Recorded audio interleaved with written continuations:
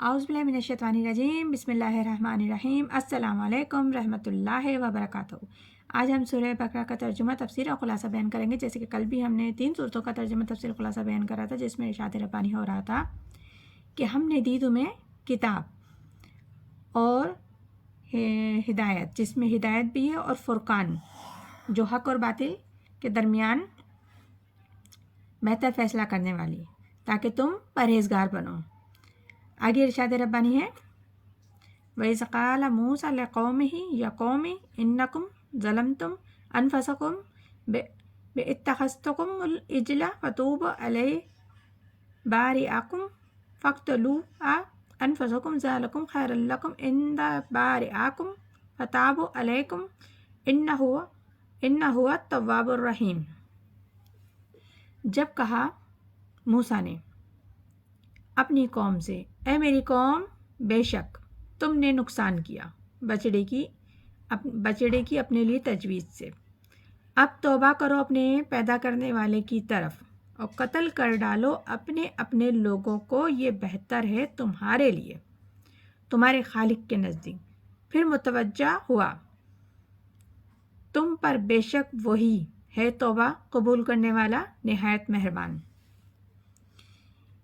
اس آیت میں اللہ تعالیٰ فرما رہے ہیں، موسیٰ علیہ السلام سے کہا کہ یاد کرو جب حضرت موسیٰ علیہ السلام نے کہا اپنی قوم سے کہ تم یاد کرو اپنی قوم سے کہ اے میری قوم کے لوگوں، یقیناً تم نے اپنے اوپر ظلم کیا بچڑے کو معبود بنا کر، بس توبہ قبول کرو اپنے پروردگار کے نزدیک اور جو مالک حقیقی ہے، اور قتل کرو اپنے آپ کو۔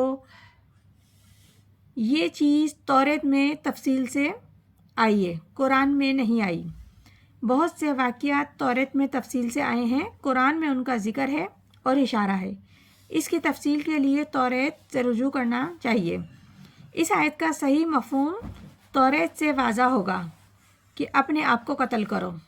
اس سے یہ معلوم ہوتا ہے کہ حضرت موسیٰ علیہ السلام کے 12 قبیلے تھے۔ ہر قبیلے میں سے کچھ لوگوں نے یہ کفر و شرک کیا تھا اور کچھ لوگوں نے نہیں کیا تھا۔ تو حضرت موسیٰ علیہ السلام نے حکم دیا اپنے قبیلے کے لوگوں سے کہ ان لوگوں کو قتل کرو جنہوں نے یہ کفر اور شرک کیا ہے، کیونکہ کچھ لوگوں نے کیا تھا، کچھ نے نہیں کیا تھا۔ اور قبیلے کا ایک سسٹم ہوتا ہے کہ ایک قبیلے کے لوگ دوسرے قبیلے میں مداخلت نہیں کرتے، اسی لیے یہ حکم ہوا کہ اپنے اپنے قبیلے سے کفر اور شرک کرنے والوں کو قتل کر ڈالو۔ یوں 70,000 یہودی قتل ہوئے۔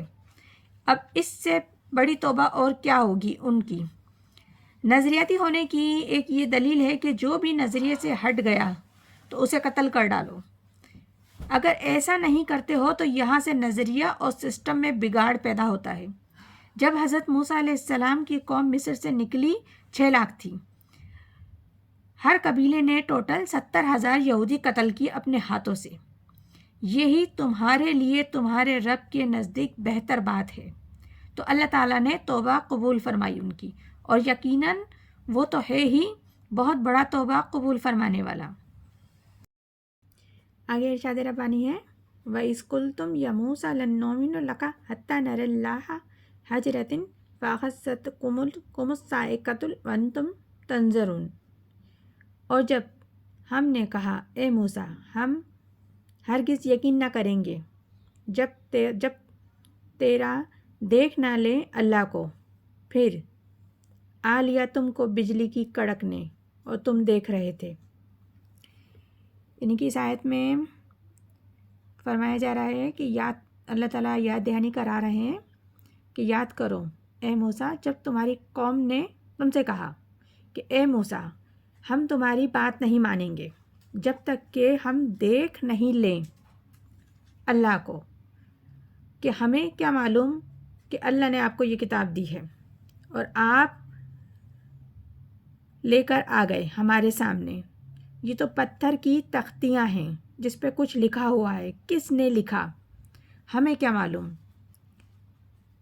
ایک دیکھنے کی آرزو حضرت موسیٰ علیہ السلام کی خواہش تھی کہ اپنے رب کو دیکھیں، اور ایک یہ خواہش کر رہے ہیں جن کا تخریبی ذہن ہے، جن کی یہ خواہش ہے کہ ہم بھی اللہ کو دیکھیں اور معلوم ہو کہ واقعی یہ کتاب اس نے آپ کو دی ہے، یعنی کہ اللہ تعالیٰ نے آپ کو دی ہے۔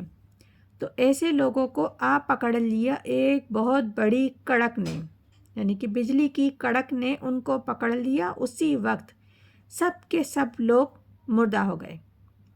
تمہارے دیکھتے ہی دیکھتے ایک بجلی کی کڑک نے تم کو پکڑ لیا اور سب مردہ ہو کے بے سود ہو گئے۔ یہ سورہ بقرہ ہے جس کی ابھی ہم نے ترجمہ تفسیر خلاصہ بیان کیا۔ انشاءاللہ تعالیٰ مزید آیتوں کا بھی آئندہ کریں گے۔ اللہ تعالیٰ ہم سب کو قرآن پاک صحیح بہتر پڑھنے، سمجھنے اور عمل کرنے کی توفیق عطا فرمائے۔ آمین ثم آمین۔ جزاک اللہ۔